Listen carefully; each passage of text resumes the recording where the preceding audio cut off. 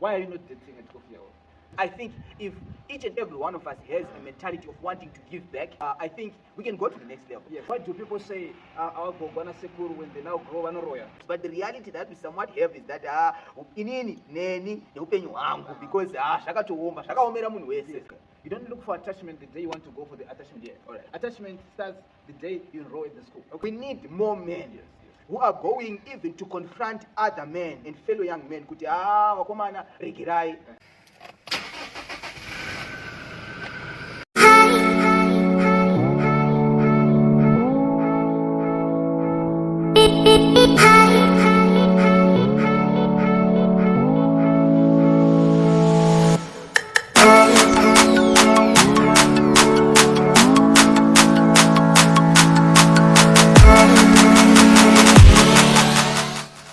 Ladies and gentlemen, and welcome to Dr. Truth's podcast, where we keep it fun, keep it moral, and we keep it informing. And it's always a pleasure having you along for yet another exciting episode. It is your host, Panashe Pemhiwa, aka Dr. Truth. And you know the spectrum of topics that we cover on this platform. Yes, we had our last episode, Undolo 5.0, where we're exploring the different realities of relationships in the 21st century. And yes, today we bring you something exciting because as Dr. Truth's podcast, our focus also lies on the youth, young people, how they can positively contribute, and some of the realities that the youth are confronted with on a day-to-day basis. And I'm pleased to say that I will not be dissecting this subject on my own, but I have a guest with me today with whom we're going to be discussing these issues. So maybe I'll just give you his name. His name is Panashe Pemhiwa. However, he's going to give you his own introduction. I think that will make it extra interesting. A pleasure to be having you, Panashe. Okay. Maybe just a brief introduction to our viewers at home. Okay, thank you very much, Dr. Truth, for inviting me. My name is Panashe Pemhiwa, a Part 3 student studying geomatics engineering. I'm a different person to different people at different times. Okay. You know, at home I'm just a brother for amazing brothers. All right. And when I'm outside school, I'm a founder of an organization called the Biscuit Foundation, an organization that focuses on the mental health of elderly people, as well as working with youth to make sure that we take care of our elderly. I'm also the vice curator, the incoming vice curator for the Global Shepherds and Harry Hub. And it's cool. I'm just an engineering student. Thank you very much. Nice. Quite a concise introduction. Well, to our viewers back at home, I'm sure much better. We don't have an ordinary young man on the platform today. But you know, before we can go further, I know we want to continue, but let's talk briefly about this organization that you founded. Maybe just give us the name again and maybe a little in depth about what your organization does. Okay, great. You know, everyone says that the future is youth. Yeah. But for me, it doesn't make sense if you exclude people who give birth to the future, Right. which are the elderly people. That's true. So we're asking ourselves questions like, why is it easier for one parent to take care of 8 children, but 8 children cannot give back the same love to one parent? And we're also looking at things like, why do people say our Bogwana Sekuru when they now grow Roya? Does it mean that when people are aged, they also fade, the love in them also fades away? You know, so basically that's what triggered, or maybe that's birthed the organization in this foundation. So we are looking for a society in which everyone is looked as they are, not young or old, but just a person. Right. So how do we do it? So we work with young people to make sure that we are helping elderly, and help is very subjective. Right. So sometimes help just means gathering, you know, visiting and just being with them. Who are Chairira, who are Wachira, you know, even doing donations. Right. You know, so basically that's what we do. Wow, that's nice. That's nice. And you know, ladies and gentlemen, when we're talking on Dr. Truth's podcast, you go on our about on our description. We were saying that we focus on young people that are seeking to, you know, bring transformative change. And I am pleased today that we have such a young man on the platform today. Okay, no, that's interesting. So maybe a little more about this organization. When did it start, and what has the progress been like? How are you loving the progress that you're making so far? And what is the focus going on in the future? Okay, interesting. So this organization started in 2020 when I was in lower six. You know, during COVID, you know, asking ourselves as young people, how can we give back to society? True. So we are actually turning 5 years. Wow, that's nice. Around 21 men. So recently we've managed to impact lives of 120 elderly people. Okay. We have a network of 560 young people around Zimbabwe. Zimbabwe is the National Association. So where are we going? So for now, we've noticed that, trying to work with elderly people, most of these elderly people are staying with children. And these children are not even going to school, some of them. Okay. And some don't even have basic mentorship on things like even girls. So we have said, yes, I'll focus on elderly people. But sometimes the elderly is just affected because the child are not even going, so they're so stressed. So we started a scholarship that is called the Daughter's Dream Fund that we are launching on 10 May. Where we are going to bring school fees for 10. We're starting with 10. We don't want to be over ambitious, but we are starting with 10 primary kids from rural schools. But this is going to be a collective effort from different young people. We're going to put in their resources. So basically, that's where we are going. But as of now, we are also looking forward to, the elderly people who are able-bodied, where we are just saying, can we just start a small business for you? Some of them want to ruka, so we're also looking into exporting things that they do, so that they also can get some income. At the same time, we are also looking at the youth that we are working with, because we also work with the youth. How can we help them build their profiles, at the same time giving back to society? So with this organization, we are not just looking at the elderly people, but we are just looking at people as a whole, young people, elderly. So it's about intergenerational connection. Wow. Chibobatisisa ipapo, intergenerational connections. Well, that's deep. I really love your vision, and it really seems like the future is in good hands with people like you. Definitely. The future is in good hands. Okay, no, that's fine. Now I just want us to maybe shift the focus a little, because you've mentioned that you are an engineering student at the University of Zimbabwe, and I just want us maybe to dwell for a moment on issues to do with attachment. We know as university students, there is the year that university students are required to do their maybe industrial attachment or something like that, right? What are fellow young people, what are the fellow students saying? Because what we hear rumors like maybe attachment yacho irukutonetsa or kwawana kwacho, it's pretty much like some voluntary. Yes, we want to learn. Yes, students want to learn, but it pretty much becomes like a voluntary service. And for me, it's like, okay, when you're volunteering, then you're probably liable to exploitation. Yes, you are volunteering. Yes, you want to learn, but what are the dynamics like? Maybe in your field, in engineering, or even in other fields, from what you've heard from your interaction with fellow students. Okay, thank you very much. This is a very interesting question, because everyone who's here wants to work. At the end of the day, we want to put food on the table. That's true. But let me just twist this a little bit. For me, the way I view attachment is about an issue of value. Okay. You don't look for attachment the day you want to go for the attachment year. All right. Attachment starts the day you enroll in the school. Okay. So my question to the young people, when a company wants to employ you, what value are you adding? All right. What are you doing basically for you to be employable? All right. So for me, I don't want to look as if people are not giving us opportunities. Let me give you, for example, this organization that I was talking about. We now have 5 students on attachment. Okay. We created an opportunity for other students. All right. So sometimes we get money from well wishers, and then we pay them for appreciation. So basically, we're going to look at, yes, things are tough, but individually, what are you doing to make sure that there are organizations who are looking for people who can, for example, video editors, and then they pay you, So I think we want to follow the traditional way of saying, I'm going on a year of attachment. But look at, how can I apply engineering in social work? That's how you get the chance to be employed. Okay. So things are tough. Yes, things are tough. But can we just continue to complain? No. What is the solution? Let's work on the skills and go in an organization and say, I want to use what I'm learning. Oh, you're doing accounting. How can I use accounting in the medical field? Right.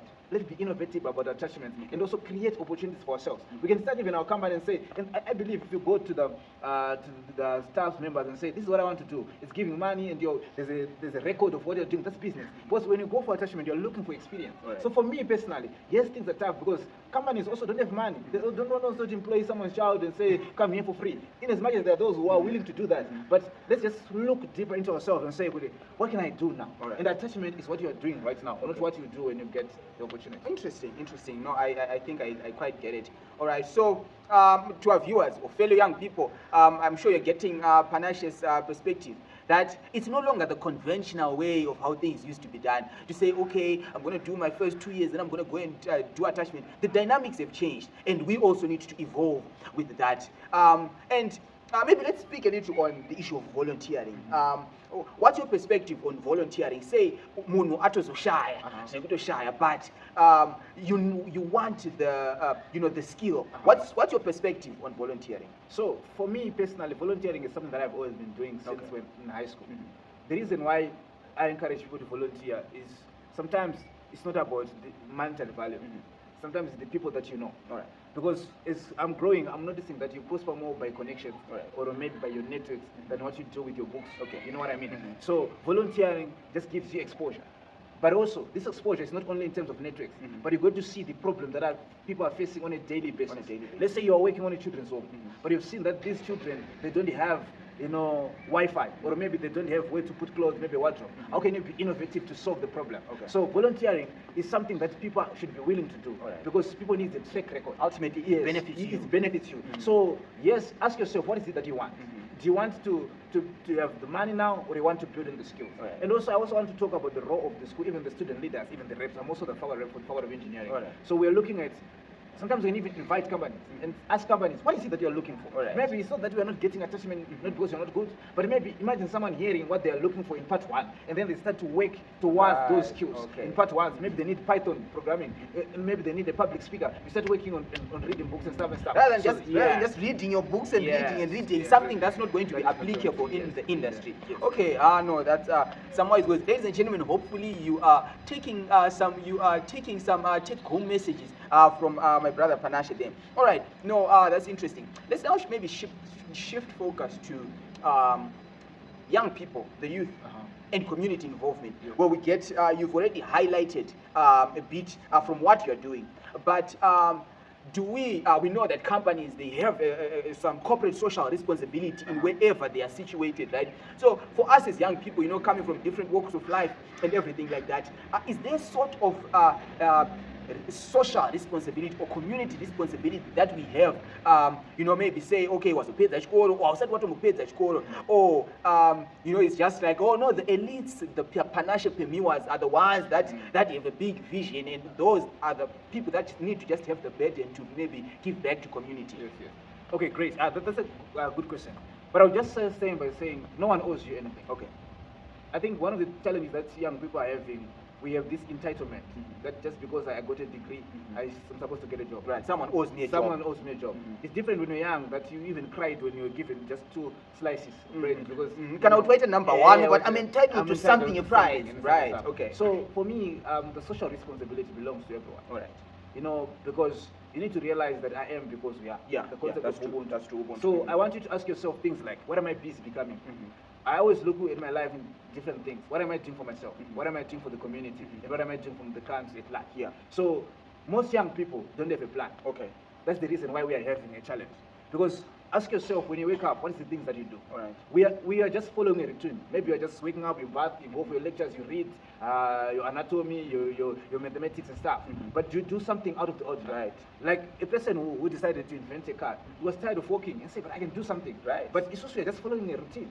Daily. And we expect different results. Different results from that. So what I would say is everyone is a social responsibility. Right. Everyone needs to look at, what am I doing for someone? Right. How can I improve the environment that I'm living in? So it's not only about money. It's not only about those big corporate terms. Sometimes going to have a conversation with a brother that is about to lose hope.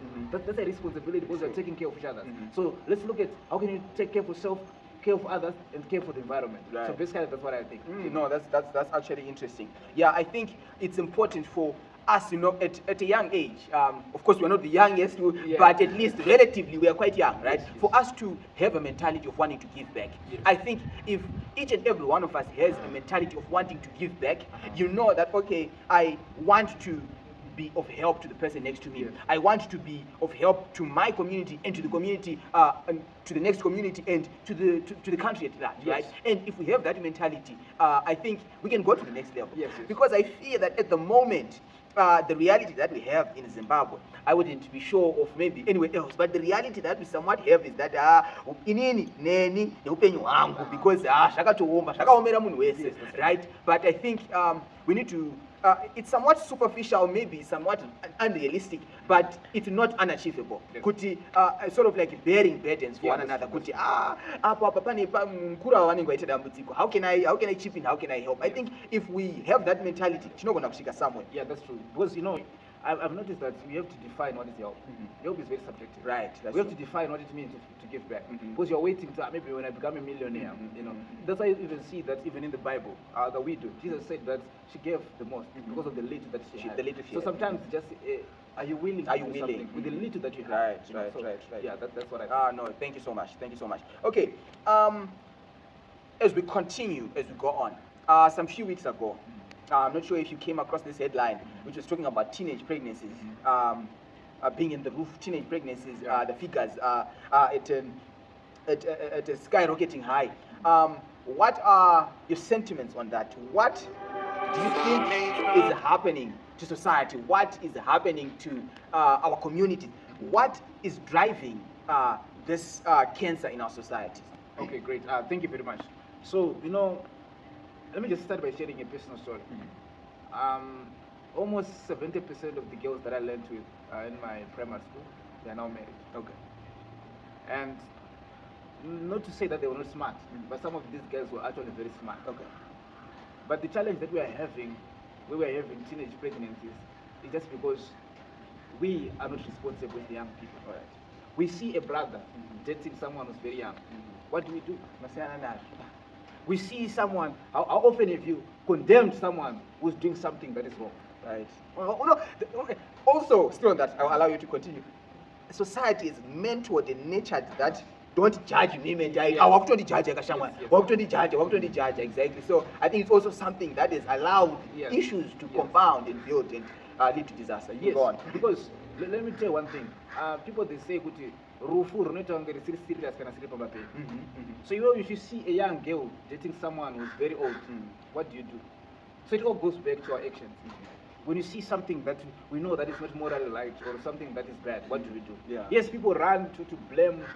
I don't like to point fingers to say, oh, this admin, these people, this authority and stuff. No, I don't like to do that. But I want to look in our circles.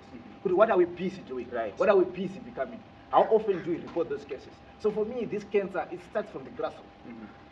See every young girl as you see as a young sister. Would you want someone who's like me to date someone who's in Form 2, Form 1? It doesn't realistic. So for me, it's something that needs to be addressed at the grassroots level. All right. How do we react to those situations within our community? Okay. So that's my response. Okay.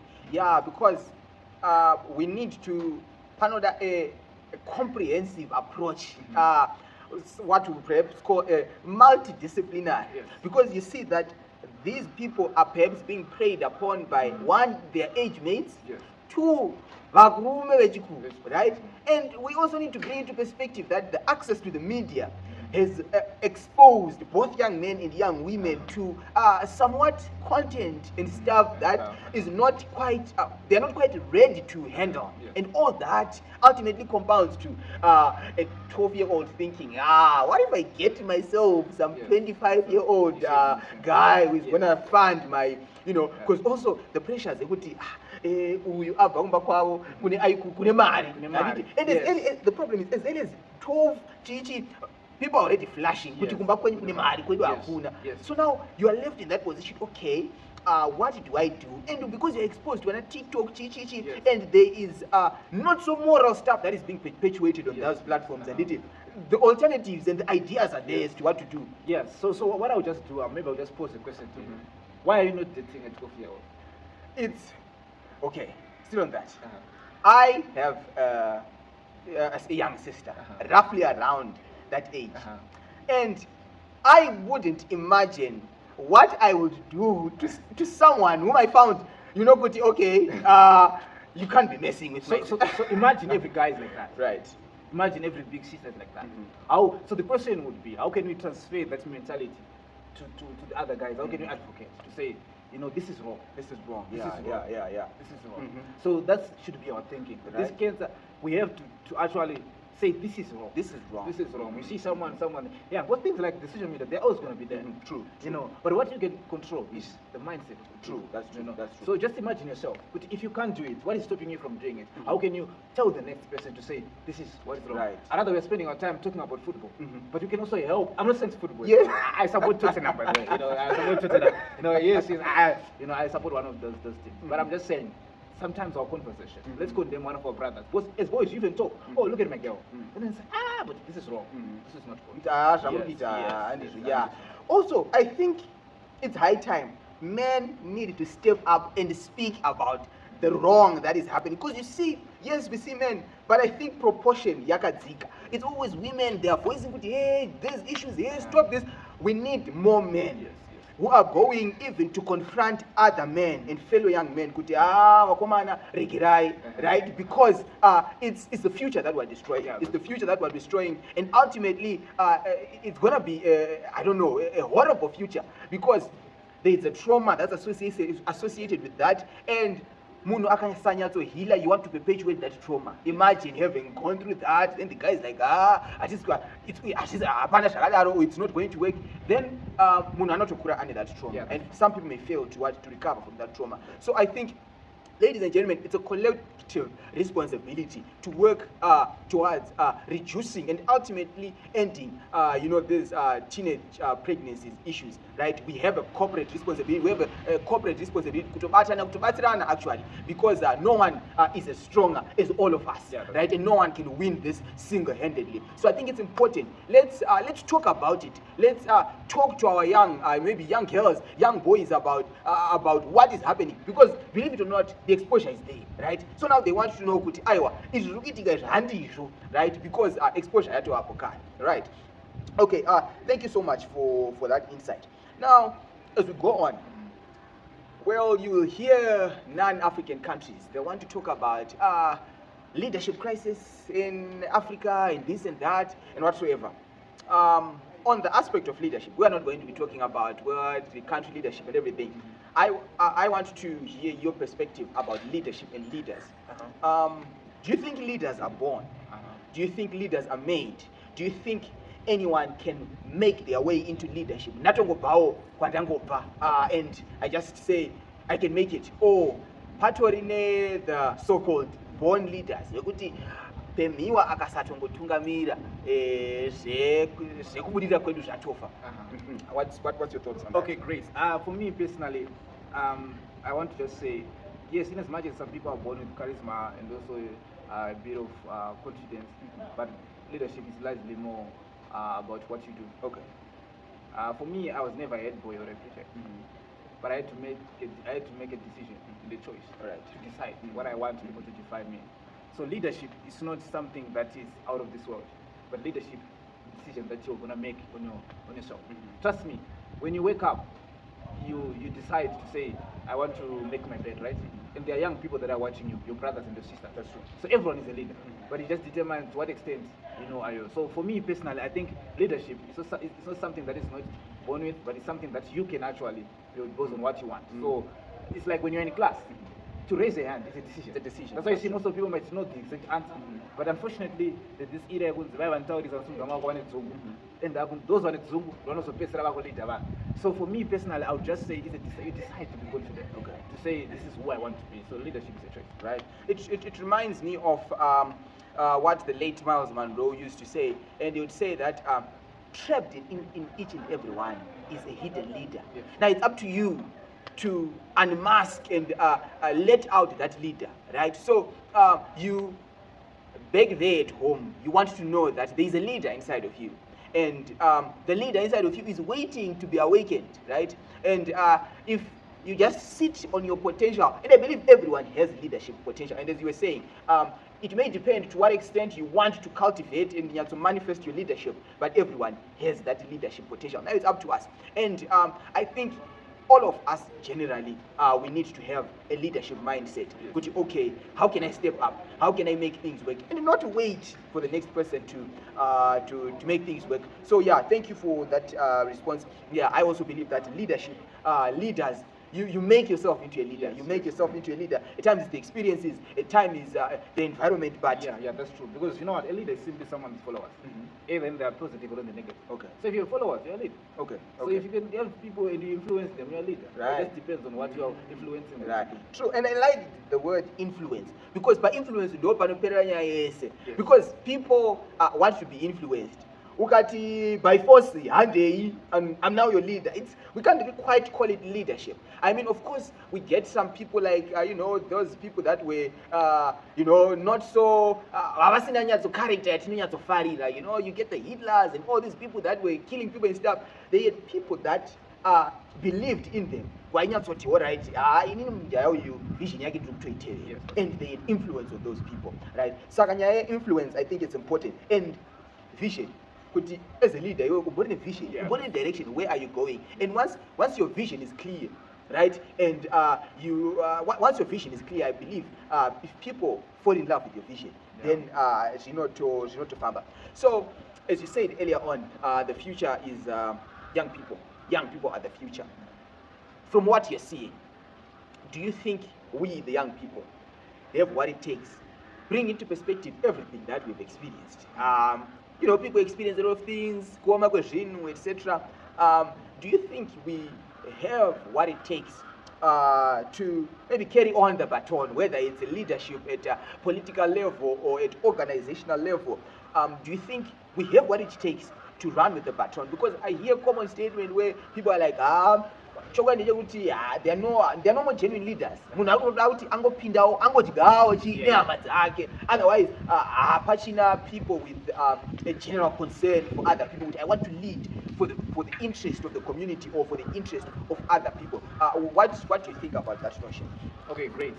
Let me just say that, if you go back to your high school, you think that the school is no longer that good because it's no longer that. Okay. You know what I mean? That's true. Even if you go back to your primary school, you think but but there are people who are already this is bad. So basically what I'm just saying is young people have always been there, in each and every generation. Right. So yes, we do have what it takes. But again, it goes back to choices and decisions. Okay. What are we doing with our time? What are we busy becoming? Okay. What is taking more of our time, or maybe who is taking more of our time? So for me, it's all about collaboration. In a world where everyone are try to piece and stuff, how then do we come together to have a common goal? Yes, for a common good. Even here, the Investor Zimbabwe, let's say projects like where does the doctor come in, where does the civil engineer come in, where does accounting come in, where even arts and theater will come in and stuff. So for me, it's all about, yes, the young people have it, but we need the vision, the plan, and also the spirit of working together. That will make us to take the baton to the next level. So it's never about leadership. If you have seen, since time immemorial, people blame the government, they blame the parents, they blame the system, they are busy blaming. But like what I said, no one owes you anything. Okay. You have the time to do whatever that you want to do. So yes, but ask yourself, before we ask about all the young people, do you have what it takes? Okay. What are you doing? What have you done today differently that is contributing to the future you? Okay. What is it that your future you would clap hands for you and say, oh, thank you, Mr. Truth, for what you've done today. I'll be happy this time. So basically, I think we're so consumed about what you're seeing now, you're so consumed about the social media, forgetting that time is moving. That's why you see that when you're at home, you feel like when I go back to school, I'm going to be the game changer, I'm going to be there. But when you come back to be Dr.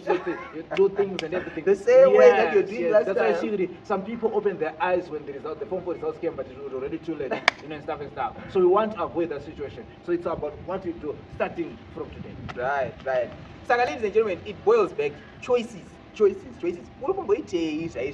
gonna make sure, that's gonna mold you to the person you want to be, or that's going to make sure that some 10 years from now you're not going to be blaming the system with it's the system, it's this and that, it's my upbringing. And as you heard my brother Pemhiwa, it's his words.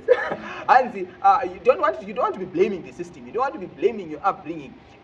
Each and every one of us, the decisions that we make, they significantly contribute to what it's going to be like, whether or not your future is going to have a difference, which is also a message that we're sending through to all our viewers, that you want to make positive decisions that are going to bring you a positive outcome. Thank you so much, Panashe, on that perspective on leadership. So, as we go on, maybe as we are winding to a close, what's your perspective on education and books and personal development, self-development and stuff like that?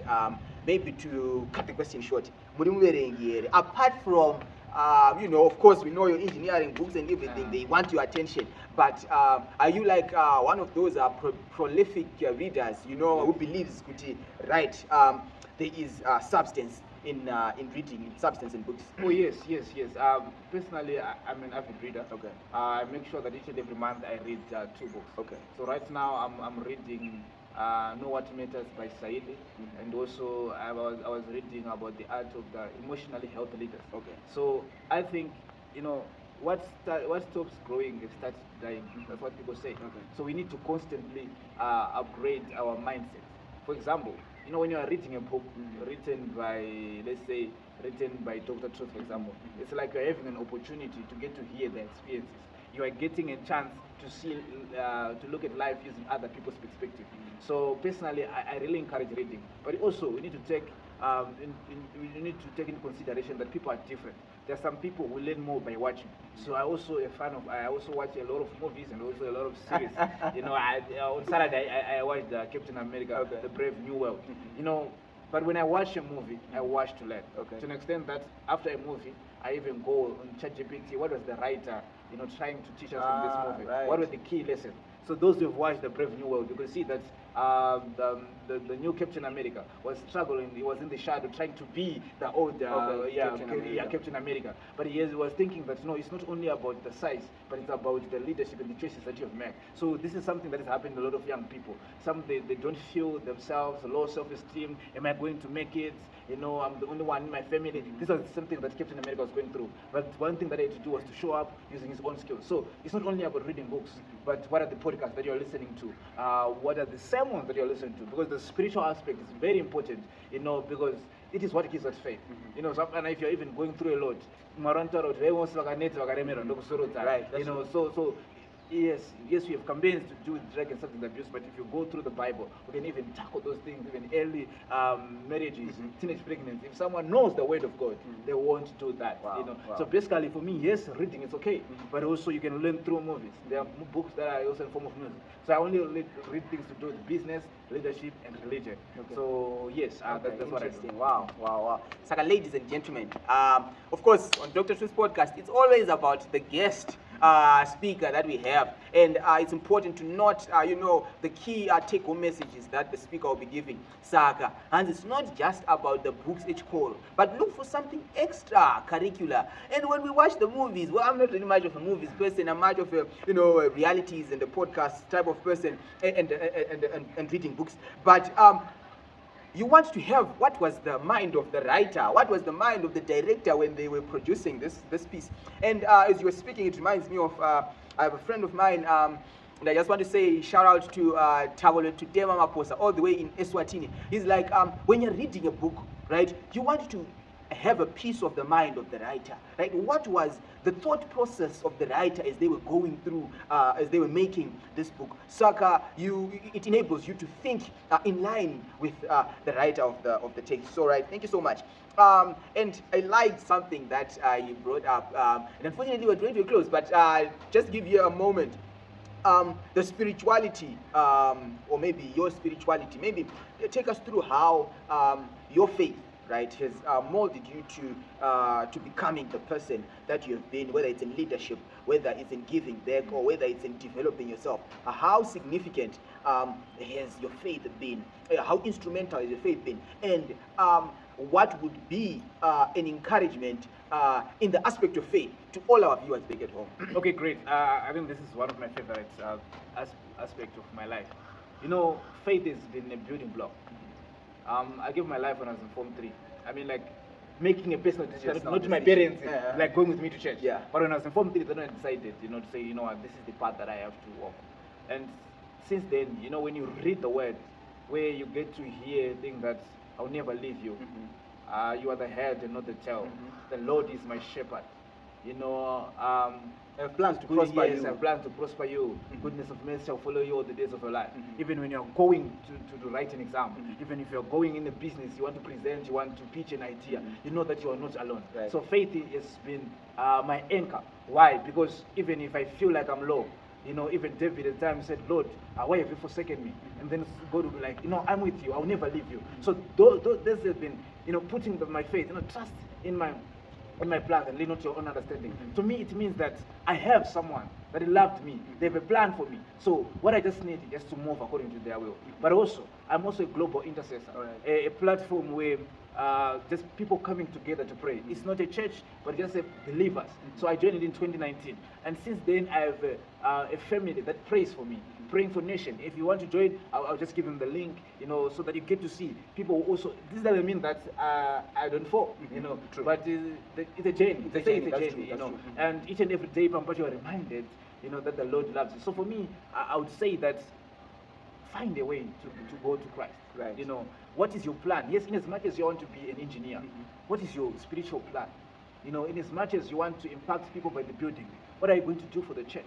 So I always have a plan for the church, a plan for my career, a plan for my love life, a plan for everything. Wonderful. You know what I mean? So that's also the thing. If you're part of your day, what is your prayer time? What time do you pray? What time do you read your word? Because guess what? We're all going to die. You know, we are all going to die, but people will remember what you've done for them. You know, so basically that's what I think. Wow, quite some words there, and unfortunately it had to come towards the end of this episode.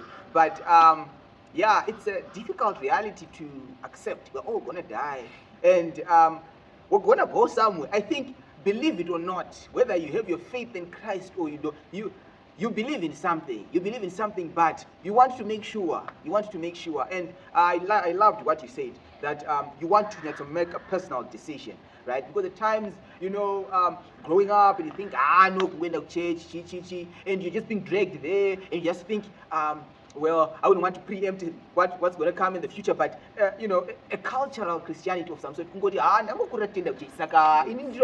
right? But you don't really get to a point where you make your own decision. So to our viewers back at home, maybe you haven't really gotten to a point of saying, you want to what? You want to make that decision, right? And trust me, and if you are to ask him, your life cannot remain the same. It's impossible. It's impossible. So you can always reach out and we help you, or we link you up with people that can help you and work with you on this. But of course, it was not the subject of the day, but it just had to come, and we could not help it. So right, thank you so much. I know we already said that we're going to close, but this is probably like the last question or so. The plight of the young people. Chichemo chema youth. Chichemo che the young. What is the plight of the young people in this day and age? What, say maybe to someone who is probably in a position where they're able to act, where they're able to address significant issues that young people are facing. What do you think is the major plight? Maybe not one, but top. What do you think are those? Yeah, so basically I have a different view to this. But I think everyone wants to be appreciated. All right. Their effort. You should do a project, you should do something. So sometimes they feel like there's no need to work because they don't think that they're gonna make it. Okay. You know, maybe I'm not connected to someone, so I might not make it. So people want channels to help to see who they can become. Okay. So that's one thing that I've seen within my circle. Okay. But I also then say, instead of Suchemo, what are the opportunities that the youth are missing? Okay. You know what I mean? Because everyone is gonna cry. But it is in those challenges that true leaders or true change makers are made. Okay. So personally, I'm not saying I don't have challenges, but I'm always looking at how can I be different or in my approach. Where we are seeing a challenge here, let's say there's a shortage of the channels, or maybe people don't have the way of communicating. How can I solve that? Who do I need to address? So I'll pose a question to the people again, that in whatever that you are facing, let's not just start by looking at who to blame, but what are we doing wrong? You know, and who do we need to engage to make things right? Okay. Yes. Okay. Wow, some wonderful words there. Okay. Maybe now as we wrap it up, with everything that we've discussed, what would be your parting words to our viewers? Maybe Panashe is going to come back again for another episode, but what would be your parting words to our viewers? Okay, great. That's a difficult one, but what I would just say, in a world where you can be anything, choose to be good. Wow. You define what good means to you, but choose to be good. Wow, interesting. Thank you so much for those words. Great, yeah. Man, choose to be good. Choose to be good. Okay, maybe 3 people to whom you want to send a shout out. Yeah. You know, I'm a man of people. You know, so basically, I wouldn't have 3 people, but maybe to my Faculty of Engineering faculty family, to my Higher Life Foundation family, and to the Hibiscus Studies Foundation family. Wow. Those are the 3 people that I would like to. Nice. Yes, now, ladies and gentlemen, it's been a pleasure. Speaking to Panashe, and I must say, Panashe, thank you so much for coming through, discussing these issues. Of course, we cannot really exhaust everything in a 30 or 35-minute podcast, but hopefully, we get more chances to dissect more issues in the future, because and I know, like, maybe in some of the areas we're just touching, then moving on, but definitely, hopefully, we're going to get another, maybe time in the future, you come over and we further discuss on these issues, right? Because I think Even the Bible says people perish because of lack of knowledge. The more we talk about the pressing issues, the more people get informed and the more Chibatrikana, right? So ladies and gentlemen, thank you so much for tuning in to Dr. Truth's podcast. And of course, as always, it is your host, aka Dr. Truth, on the platform where we keep it fun, we keep it moral, and we keep it informing. I'm sure you've been informed. Thank you so much, and stay blessed, stay safe, and stay tuned to Dr. Truth's podcast. For myself, and our guest, Panashe Pemhiwa. Thank you so much. Till